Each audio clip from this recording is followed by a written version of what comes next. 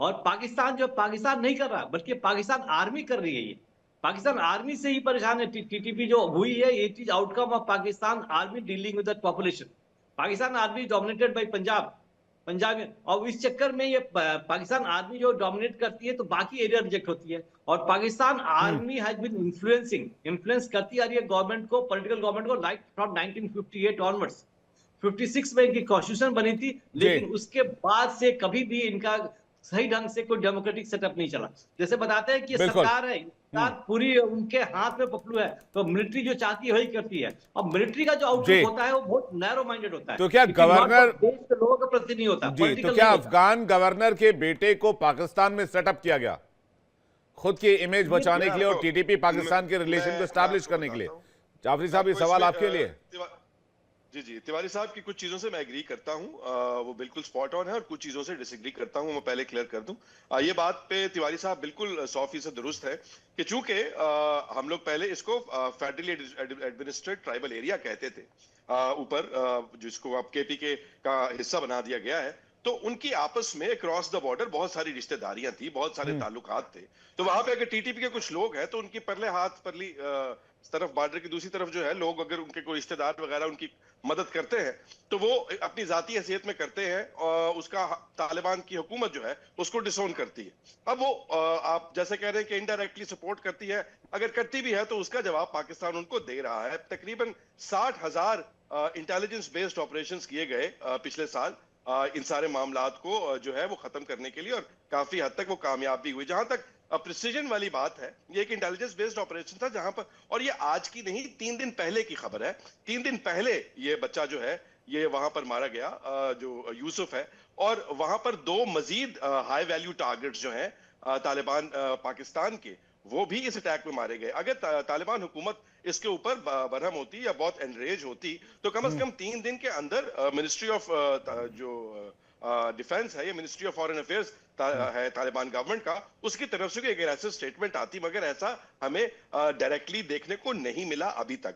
तो जहां तक ये मामला है उससे आई एग्री। दूसरी बात जो आपने, जिससे मैं डिसएग्री करता हूं, वो ये है कि पाकिस्तान इसको अगर को फ्रेम करने की कोशिश कर रहा है, या पाकिस्तान तालिबान हुकूमत को एनरेज करने की कोशिश कर रहा है, इससे आप अगर इसको रियल पॉलिटिक की दुनिया में देखें तो एक पहले ही, जैसा कि आप जानते हैं, इंडिया पाकिस्तान के ताल्लुकात हिस्टोरिकली बहुत अच्छे नहीं रहे। पाकिस्तान कभी भी नहीं चाहेगा कि जानबूझकर किसी अपने हमसाए को एनरेज करे और वहां पर अपने लिए एक हॉस्टाइल एनवायरनमेंट क्रिएट करे। अब अगर ऐसा हो गया है और वो बच्चा वहां पर मर गया है, वो दहशतगर्दों के साथ मुलविस था, तो अब उसका तो और कोई हल नहीं है। यही है एक, जिस तरह से जाफरी साहब, तालिबान के साथ आपका इलू इलू तो चल नहीं रहा है, पहली बात। दूसरी बात ये कि आप उसको फ्रेम कर रहे हैं। आपने इंडिया को भी फ्रेम किया, आपने तो ओसामा बिन लादेन को फ्रेम कर दिया।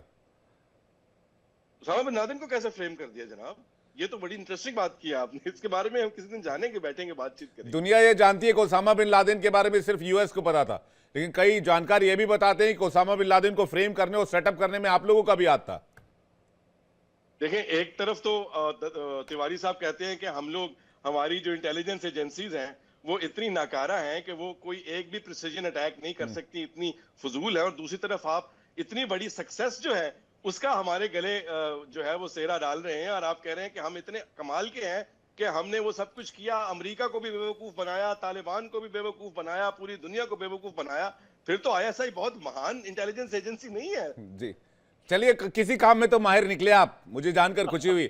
दत्ता सर कुछ कहना चाह रहे? दत्ता सर जल्दी से 10 सेकंड में सर। देखिए, ऐसा कि मैं बिल्कुल अपने पाकिस्तान के पैनलिस्ट को अग्री करता हूँ कि आपने बहुत उल्लू बनाया, अमेरिका का भी बनाया, तालिबान का भी बनाया, और दोनों तरफ से आपने मलाई खाई।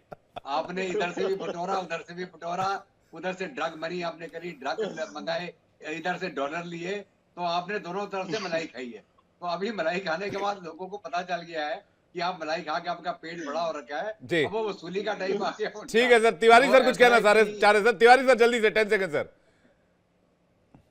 जी, किससे? मुझसे पूछा आपने? जी सर, जी सर, ये सेटअप वाली बात पे सर। जी, मैं तो इनको कहूंगा कि पाकिस्तान ने अपने आप को बेवकूफ बनाया है, दूसरे को तो बेवकूफ बनाया। ये सब एक्टिविटी में अपने आप ने देश को बहुत पीछे ले गए, ये लोग इतना पीछे ले गए कि अब उनको उठना मुश्किल हो जा रहा है। तो मैं कहूंगा इस सब एक्टिविटी में इन्वॉल्व करके अपने आप को शॉर्ट टर्म गेन करने के लिए कोशिश जी। करने के उसमें वो बहुत पीछे चले गए। और इसमें गलती में पाकिस्तान की पॉलिटिकल लीडरशिप अगर इन्वॉल्व होती तो ऐसी गलती नहीं होती।